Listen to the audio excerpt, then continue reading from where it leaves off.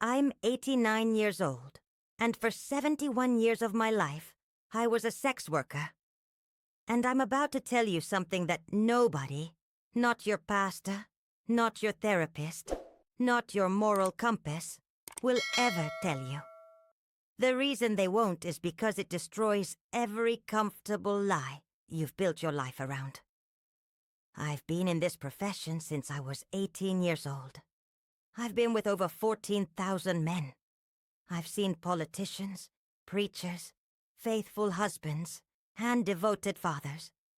I've been in penthouses and cheap motels, in cities across 3 continents. I've worked through 4 different decades of moral panic about my profession. And in all that time, behind all those closed doors, I learned one truth that society will never admit. Everyone is lying about what they really want, and that lying is killing them from the inside out. But let me tell you when I actually learned this. Not at 80, not at 60, at 22 years old. And it took me nearly 70 years to understand what that moment was really showing me. It was 1958, March 3rd. I remember because it was a Monday, and Mondays were always slow at the hotel where I worked. His name was Richard. He was 47 years old, married 23 years, 3 daughters. He told me all this in the first 5 minutes, sitting on the edge of that bed, still fully clothed, crying. He didn't touch me that night. He paid for 2 hours and spent both of them just talking. About his wife who he loved but couldn't talk to anymore. About his job as an accountant that was draining his soul.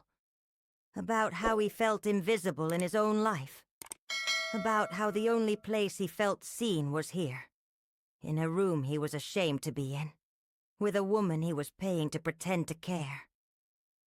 And I remember thinking, this is the real transaction. Not the sex. The permission to be honest. The permission to admit that the life you're living doesn't fit the person you actually are. I saw Richard every Monday for 7 years. He never once touched me sexually. He just talked, and cried, and breathed. And when he stopped coming, I knew. I just knew that he'd either finally told his wife the truth, or he died with it locked inside him. I never found out which.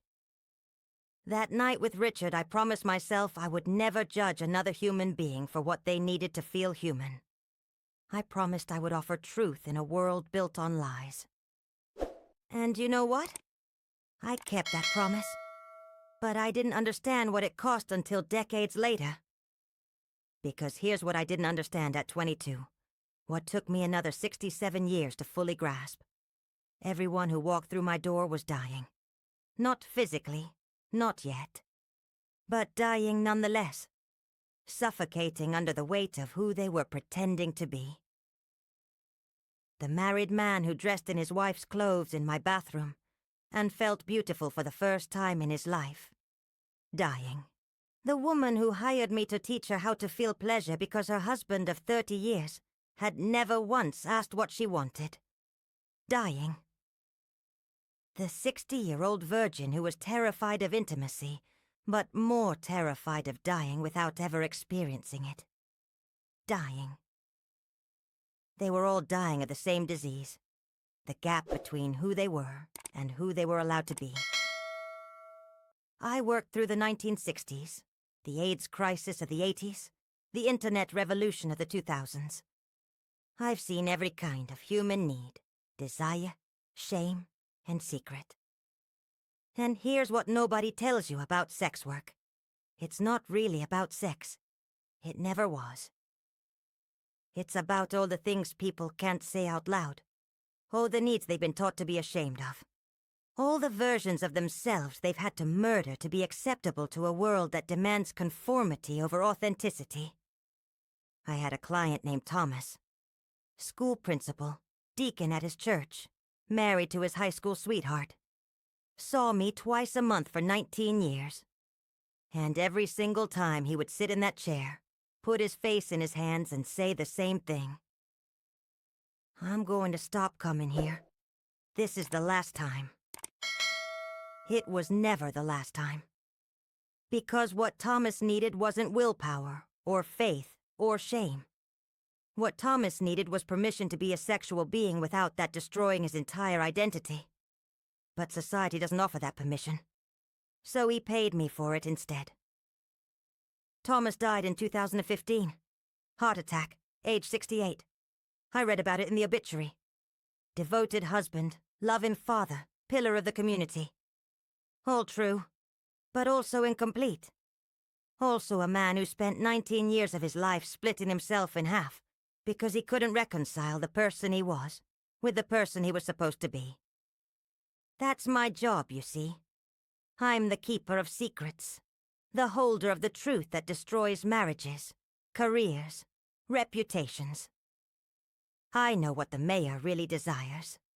I know what the pastor really thinks about. I know what your father, your brother, your husband does when nobody's watching.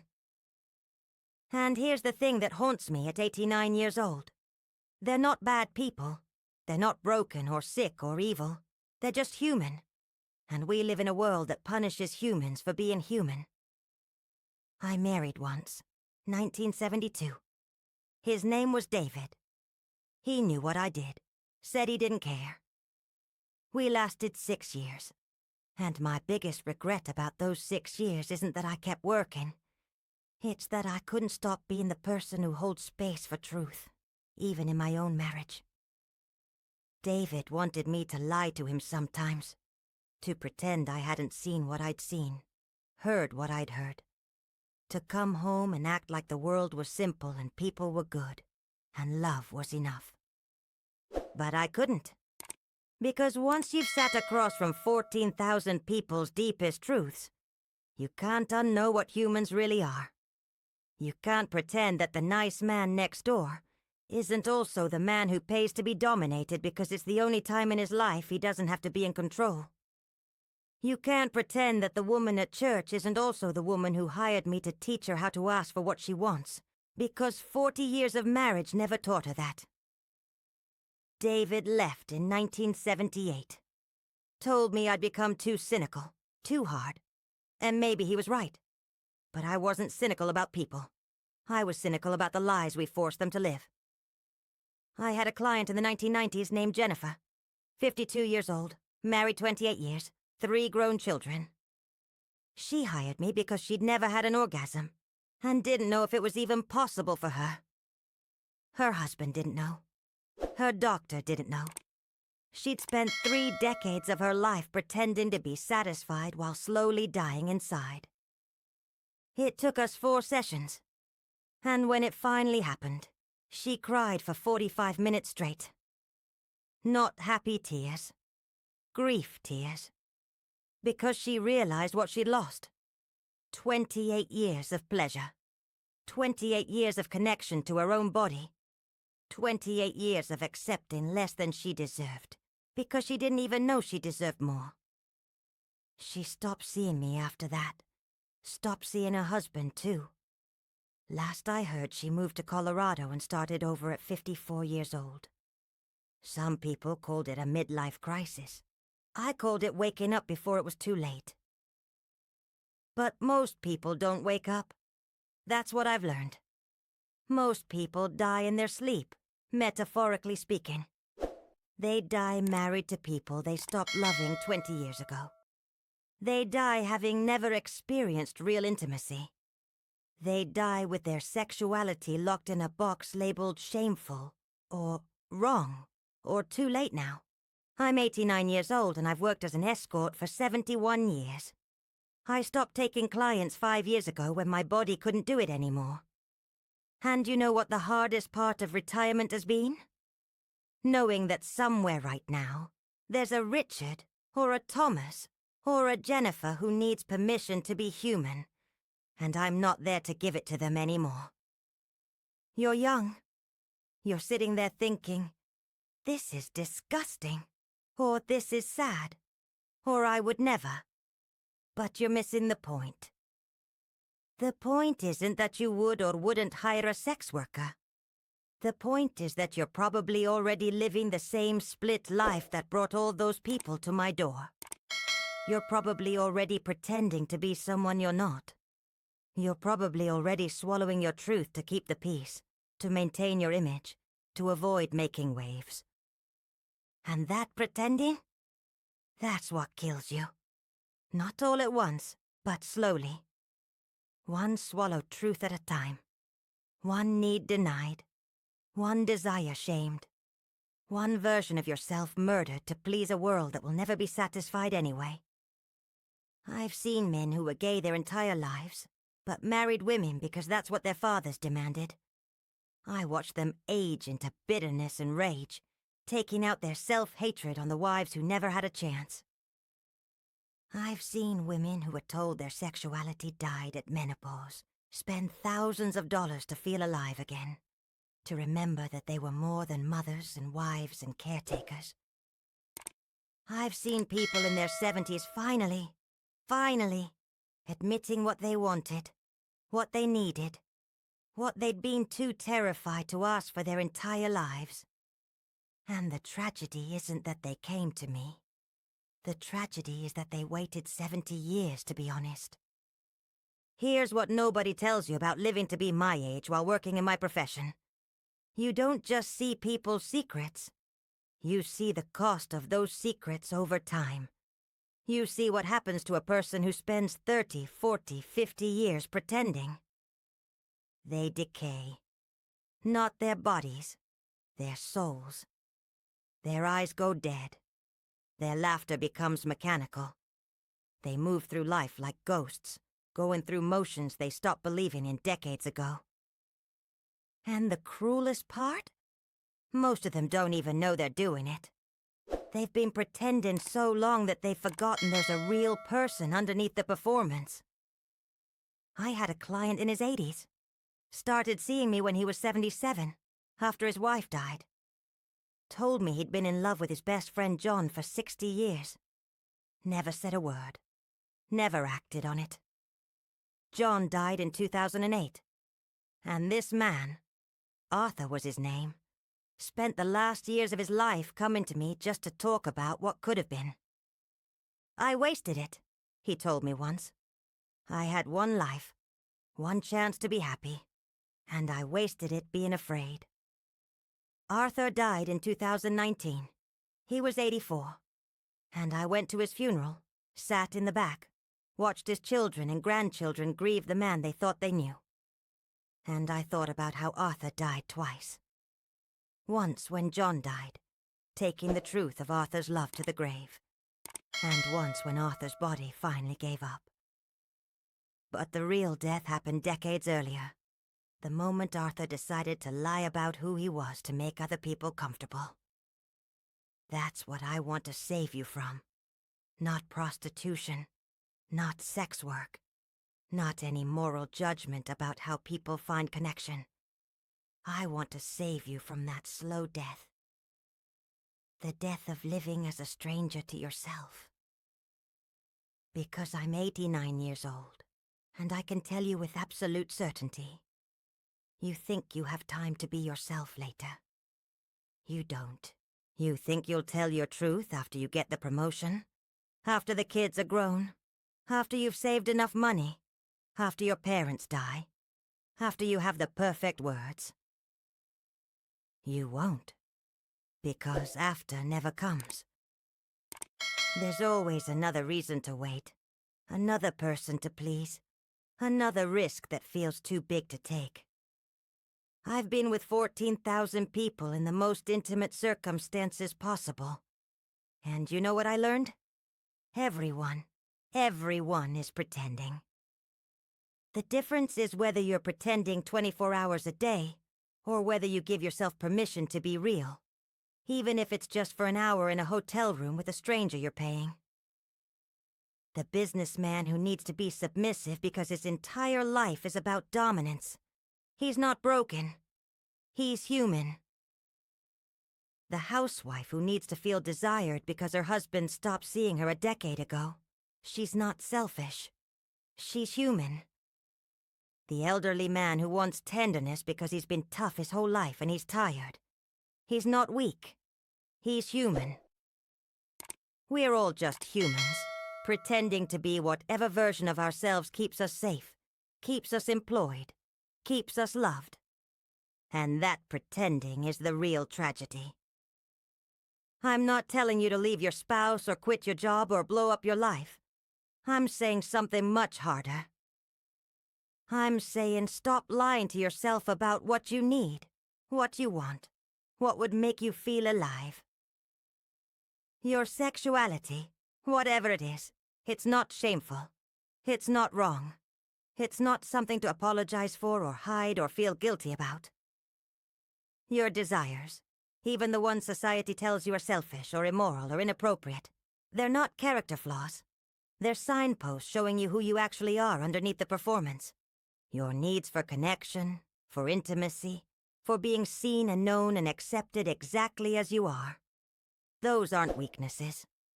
They're the most human things about you. I've held space for 71 years while people told me their truths. And here's what I know. The people who die with the most regret aren't the ones who made mistakes or broke rules or shocked society. The people who die with the most regret are the ones who played it safe, who stayed small, who spent their entire lives being who they thought they should be, instead of who they actually were. I'm 89 years old. I've been a prostitute, an escort, a sex worker, whatever word makes you comfortable. I've done things that would horrify most people. I've been judged, arrested, shamed, and dismissed. And you know what? I have very few regrets. Because I lived honestly. I created a space where honesty was possible. I witnessed people's truth and I held it sacred. I helped people remember they were human in a world that demands they be machines. My body is failing now. My hands shake. My eyes are going. I can't do this work anymore even if I wanted to. And honestly, I'm okay with that. I've had a long career, much longer than I expected. But I'm not okay with the thought that you might waste your life the way so many of my clients wasted theirs. Because here's the truth I learned over 71 years and 14,000 encounters. The moments that matter aren't the ones where you did everything right, followed all the rules, made everyone proud. The moments that matter are the ones where you were brave enough to be real. Even if it was messy. Even if it was scary. Even if it cost you something. Those moments, the ones where you stopped performing and started living, where you told the truth even when the truth was complicated, where you admitted what you needed even when it made you vulnerable. Those are the ones that make a life worth living. And they're available to you right now. Today. This moment. But you have to choose them. You have to fight for them. Because everything in our world is designed to keep you playing your role, following the script, being acceptable and manageable and safe. Your job wants you productive, not authentic. Your family wants you predictable, not honest. Your friends want you consistent, not evolving. And society? Society wants you to color inside the lines, follow the rules, and never, ever make anyone uncomfortable with your truth. I've watched this machinery grind people down for 7 decades. I've seen what happens when you spend 20 years, 30 years, 40 years being the person everyone else needs you to be. You don't just lose yourself. You forget there was ever a self to lose. I had a client named Michael. Corporate lawyer, 52 years old when I met him. He'd been seeing me for 3 years when he finally told me what he really wanted. Not sex, not intimacy. He wanted to quit his job and teach history to high school kids. That's what he'd always wanted, since he was 19 years old. So why didn't you? I asked him. And he looked at me like I'd asked him why he didn't grow wings and fly. Because my father expected me to be a lawyer. Because I had student loans. Because I got married and bought a house. Because I had kids who needed college funds.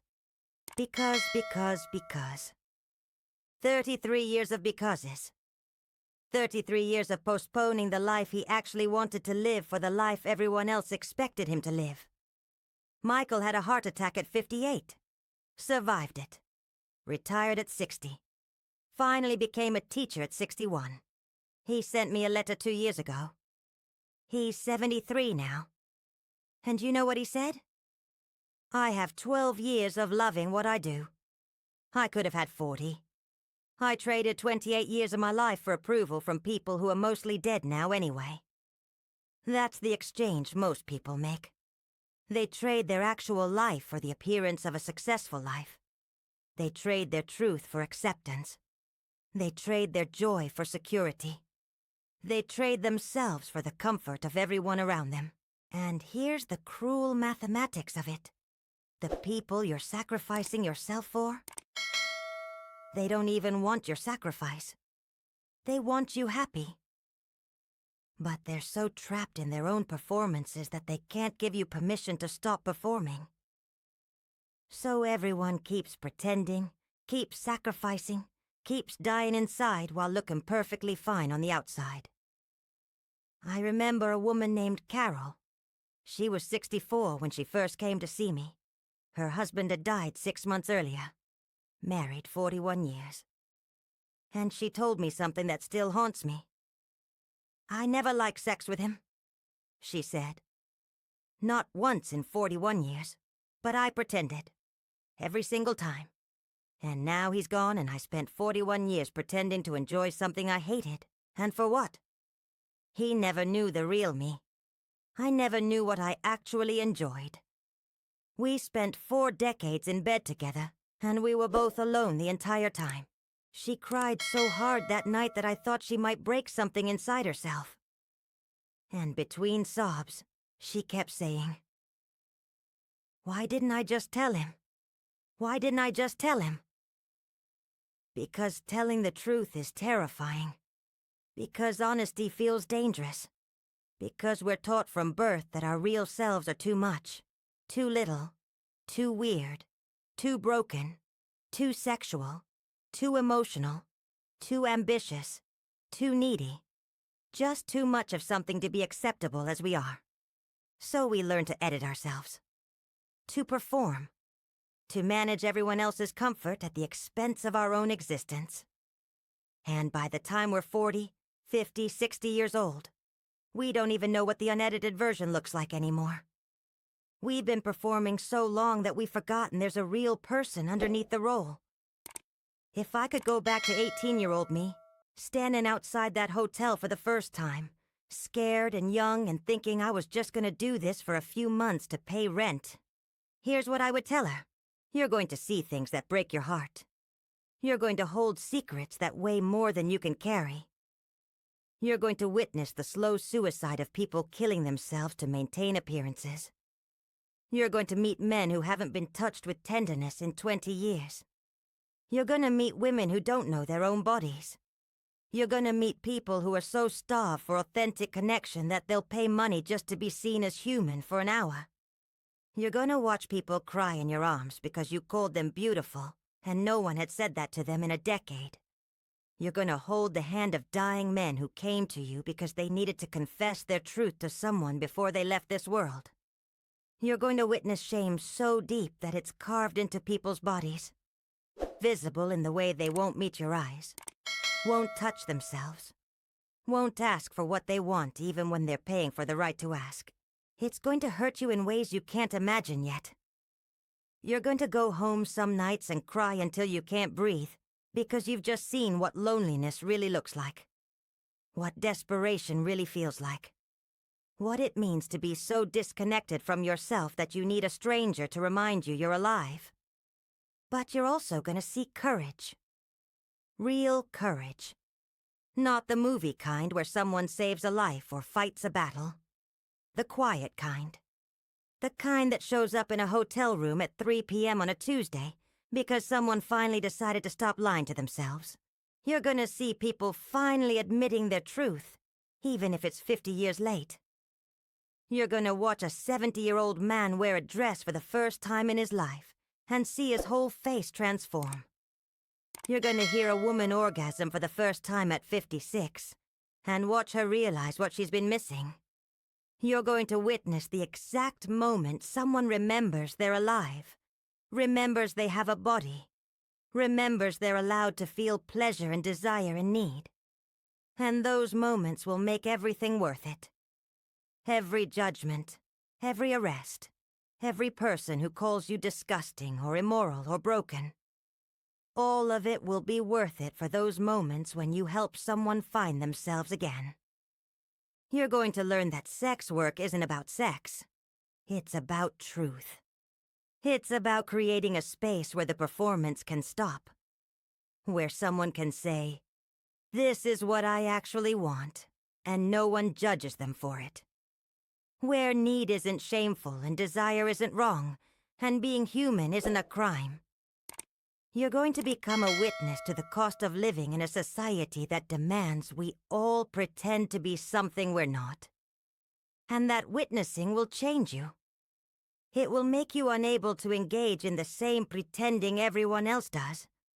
It will make you impatient with small talk and performance and all the social niceties that let people avoid saying what they actually mean. But it will also make you free. Because once you've seen behind the curtain, once you know that everyone is pretending, you stop feeling obligated to pretend to. And here's what I would tell you, right now, reading this, wherever you are. Don't wait 50 years.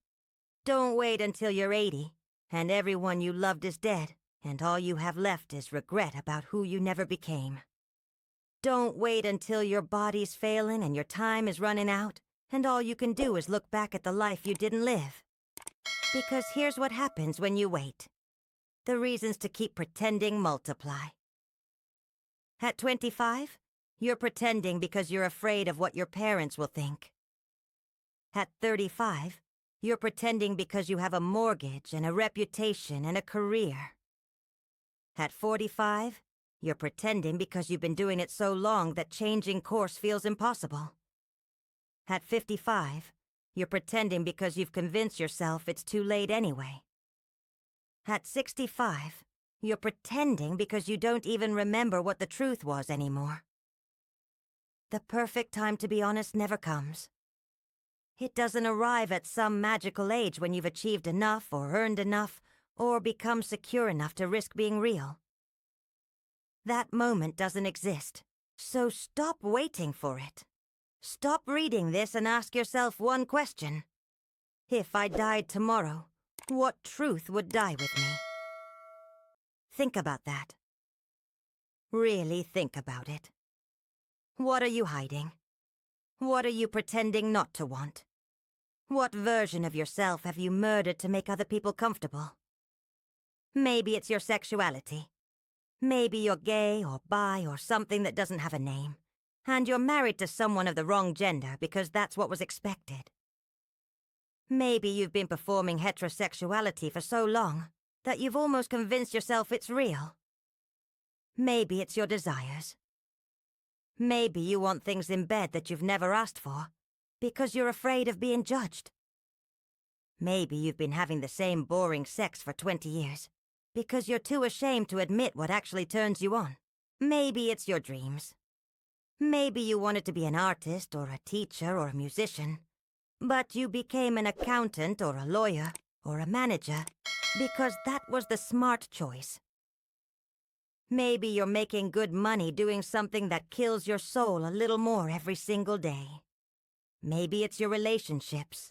Maybe you're with someone you don't love anymore, but you stay because of the kids, because of the house, because of the shared history, because leaving feels harder than staying, even though staying is slowly suffocating you. Maybe it's your identity. Maybe you're trans or non-binary or something else entirely. And you've been performing your assigned gender for so long that you don't know if the real you is even still alive under there. What version of yourself have you been hiding because you're afraid of judgment or rejection or loss? And here's the harder question. What's the cost of that hiding? Because there is a cost. There's always a cost. Maybe it's the deadness in your eyes that your kids are starting to notice. Maybe it's the way you can't remember the last time you felt genuine joy. Maybe it's the fantasies you have about your car going off the road. Not because you want to die, but because you want this half-life to end. Maybe it's the way you look at yourself in the mirror and don't recognize the person staring back. Maybe it's the chronic pain your doctor can't explain because they don't understand that your body is screaming what your mouth refuses to say. Maybe it's the depression, or the anxiety, or the addiction you're using to numb the gap between who you are and who you're pretending to be. That's the cost. Not the big dramatic cost. The quiet daily death of living as a stranger to yourself. What do you need that you've been too ashamed to ask for? Do you need touch? Real touch. Not just functional or sexual, but touch that says, I see you, you're real, you matter. Do you need to be heard? To say what you actually think without editing or softening or managing everyone else's reactions? Do you need rest? Not a vacation, but real rest from the performance, from the constant management of everyone else's perception of you. Do you need pleasure? To remember that your body is capable of feeling good? That joy is allowed? That you're permitted to want things just because they feel good? Do you need forgiveness? To stop punishing yourself for all the ways you think you failed? All the mistakes you've made? All the versions of perfect you never achieved?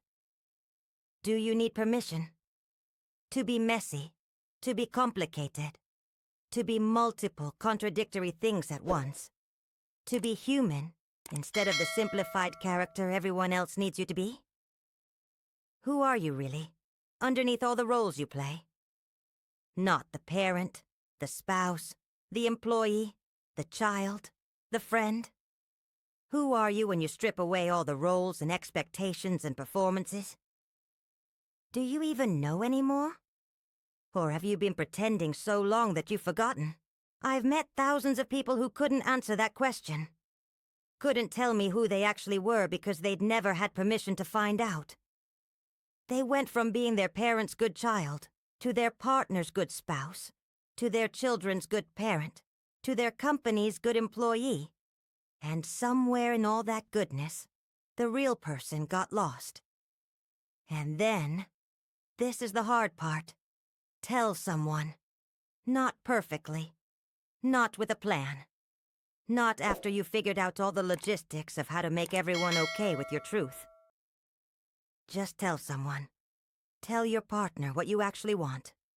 Not what you think they want to hear. Not the sanitized version that won't scare them. The real thing.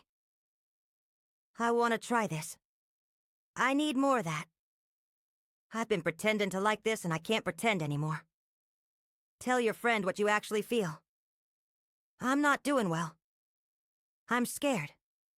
I need help. I'm angry. I'm tired of pretending everything's fine when it's not. Tell yourself what you actually need. Say it out loud. Write it down. Admit it. I need to leave this job. I need to end this relationship. I need to start therapy. I need to stop drinking. I need to transition. I need to come out. I need to change my entire life because this one is killing me. Not eloquently. Not with all the answers figured out. Just honestly.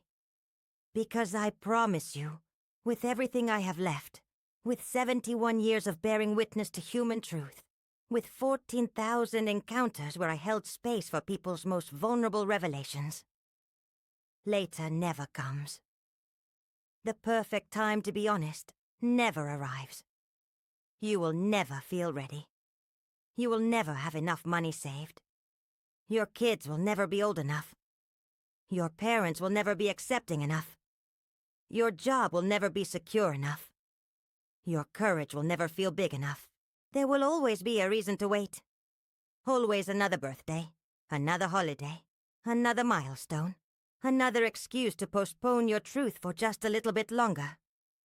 And that little bit longer becomes a year, becomes 5 years, becomes 20 years, becomes your entire life. The moment when it feels safe to be yourself never happens.